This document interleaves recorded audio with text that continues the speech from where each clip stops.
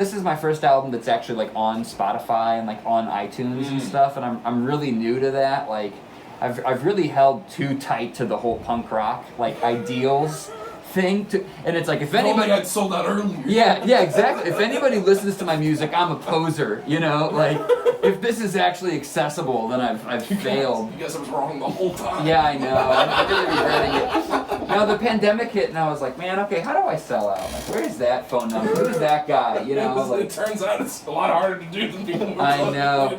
Well, this dude emailed me from a record label, like big air quotes. What even is a record label anymore? Like, what do they do, literally? But this guy, I don't know. this guy was like, hey, we like your new album, and we would want to like distribute it to college radio. We're a super small like record label, and it looked like pretty shady. But I looked him up I looked the guy up on Facebook, and he looks exactly like me with long hair. It's just like parallel dimension me.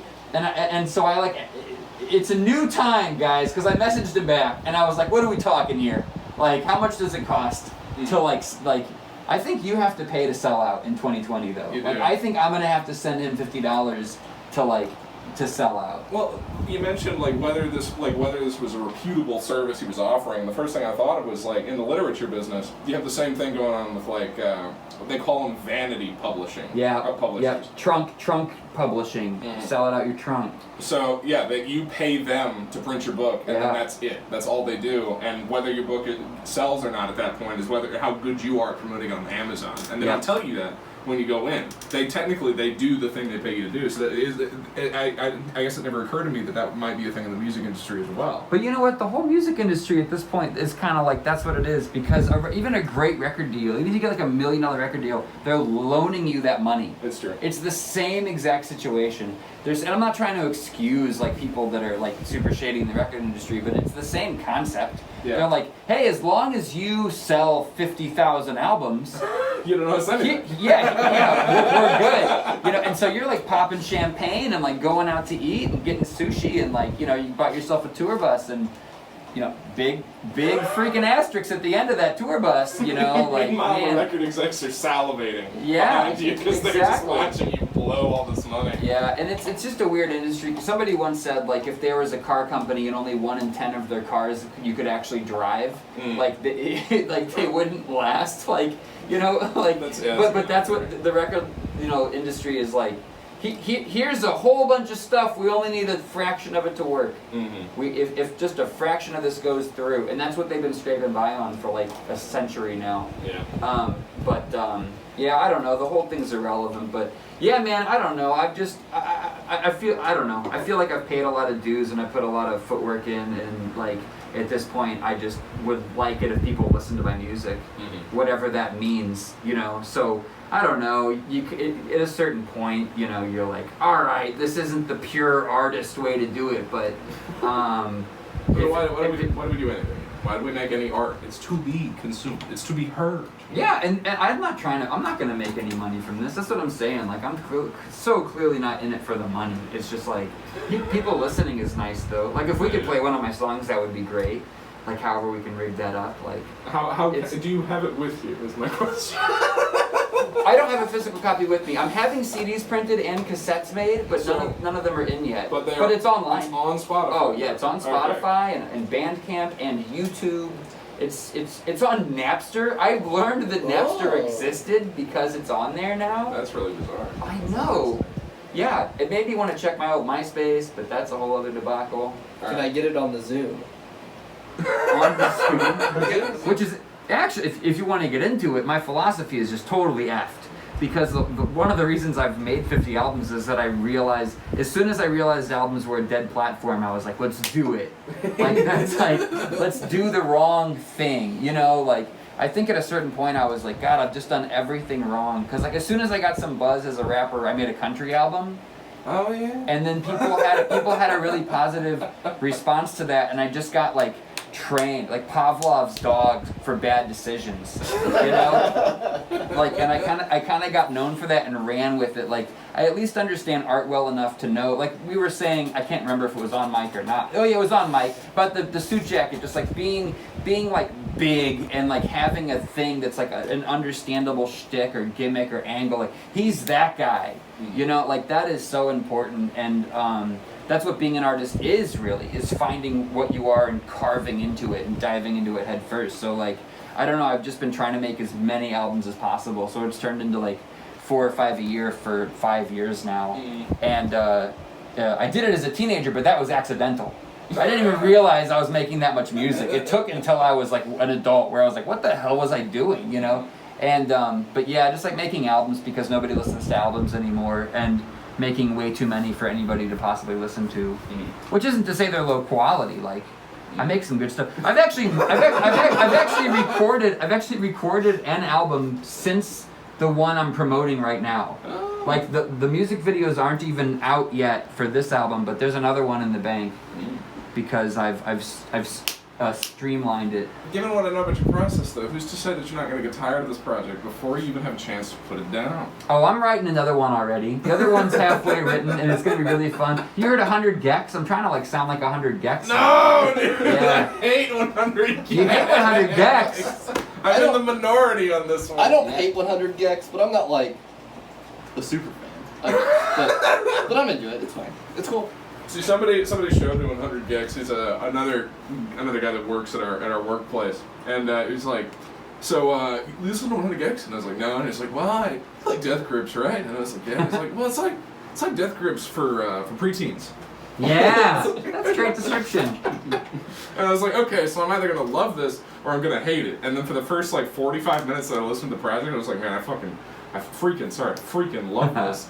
And then immediately it was like it was still like an organic analog curve, right? Yeah. It wasn't just like digital, like love it, hate it. It was like a curve, but it was almost instant. Like in 45 minutes was up, and it was just like, yeah, wait a minute.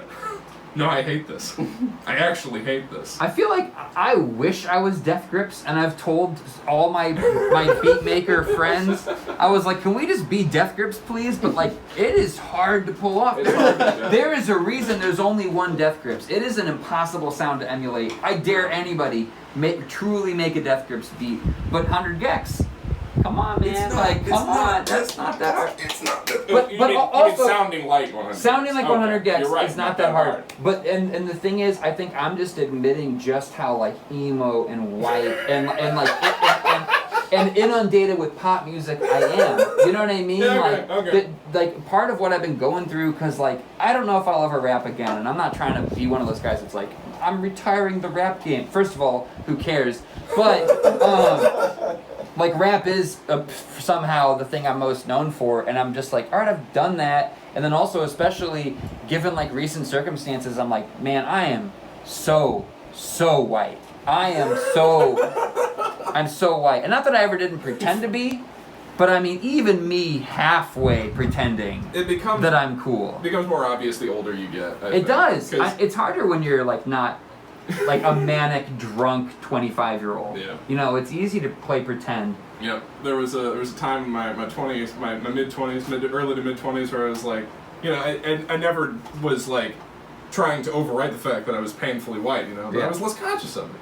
And I was just like, you know, like I'm a cool guy. I'm hanging out with cool people. They're doing cool things, and I'm cool by proximity. But the older I get, and the less of those people I'm hanging out with, the more I walk past the mirror, and just I'm partially blinded by the whiteness and the reflection of the light in the mirror as I'm walking past. You know, I can't help it anymore.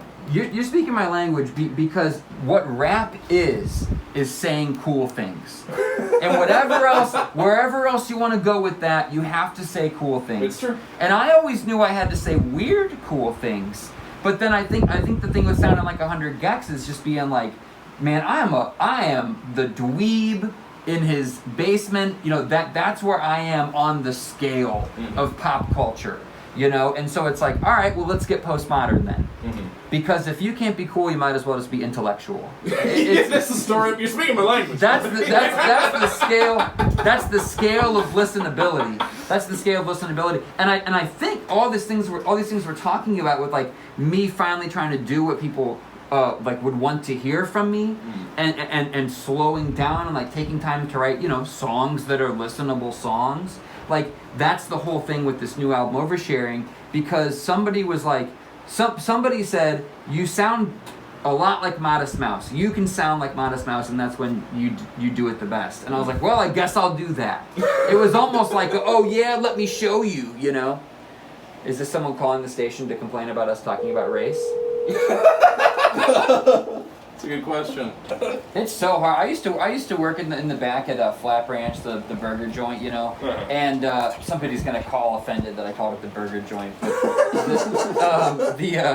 But anyway, and like I did prep there, and there was this guy, and he would just scream about whatever there was on his mind, like to no one. And anyway, he would scream about pop music, like Beyonce would come on, and he'd be like, anybody can write this garbage. And so this album is dedicated to that guy. Like, his name was Nate something. I don't know what his name is. Like, I hope he's listening. I hate you. That was the best show I ever saw. Was Beyonce. That was really totally worth the $100 that I spent on it on a whim. It was so good. That's awesome.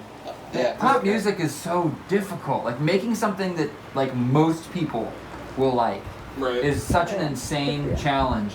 But and that isn't to say that I wanted to sacrifice any authenticity. Like I'm yelling about how difficult childhood is and stuff. Like you know, I'm like it's like childhood trauma, alcoholism. It's like every song.